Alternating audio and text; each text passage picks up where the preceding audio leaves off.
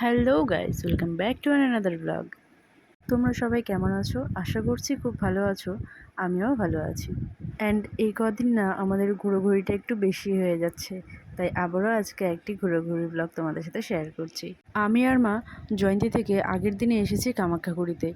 And কাল রাতেই আমরা প্ল্যানিং করেছি যে আজ সকাল সকাল আমরা যাব মুভি দেখতে। আর যেই কথা সেই কাজ, আমরা সকাল সকাল রেডি হয়ে চলে আসলাম কোচবিহারের সিটি মলে আমরা আজ মুভি দেখব। আর যে মুভিটা দেখতে এসেছি সেটা হলো নার্সিম্মা।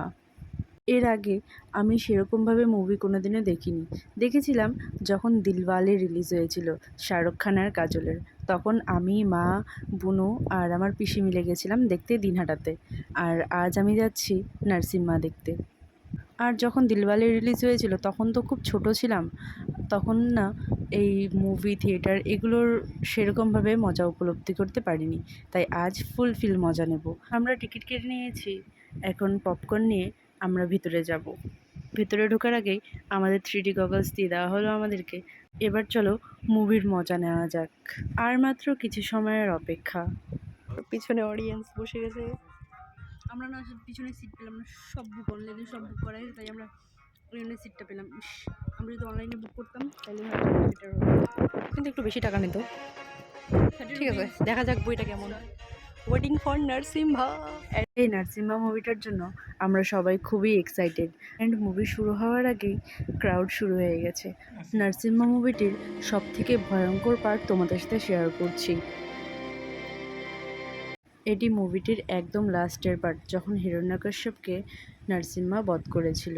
অ্যান্ড প্রত্যেকেরই একবার হলেও এই মুভিটি দেখা উচিত। মুভিটির যদি রেটিং দিতে বলো তাহলে আমার পক্ষে রেটিং দেওয়া সম্ভব না, কারণ এটি ছিল একদমই অন্যরকম একটি মুভি আমাদের সনাতন ধর্মের প্রতি। তাই সবাইকে বলবো, যদি তোমরা পারো অবশ্যই তোমরা থিয়েটারে এই মুভিটি একবার হলেও দেখে আসো।